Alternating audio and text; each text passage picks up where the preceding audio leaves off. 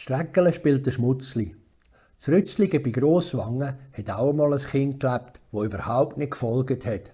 Alle Mühe der Mutter hat einfach nicht gefruchtet. Sie hat alles probiert. Sie hat dem Kind freundlich ins Gewissen geredet, das hat nichts genützt.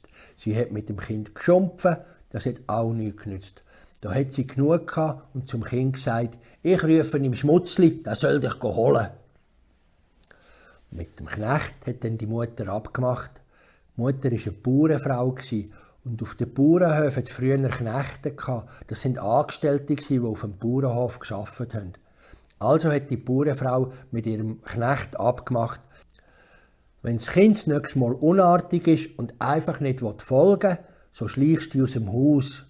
Ich packe das Kind, hebe es aus dem Fenster und rufe ihm Schmutzli. Dann kommst du, packst es, steckst es in einen Sack und tust es ordentlich verklopfen.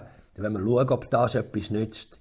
Die Gelegenheit hat sich bald ergeben. Es ist nicht lang gegangen und das Kind war wieder frech und schnuddrig und hat keinen Dreck gefolgt.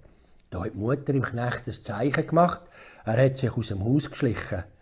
Die Mutter hat das Fenster aufgemacht, hat das Kind gepackt, ans Fenster hergehoben und gerufen, «Schmutzli, komm das böse Kind holen!» Dann hat sie etwas gehört und hat gesagt, «Schmutzli, bist es du?» «Ja!» hat eine dumpfe Stimme geantwortet. Und das Kind ist der Mutter aus der Hand gerissen worden und in die kalte Winternacht entführt worden.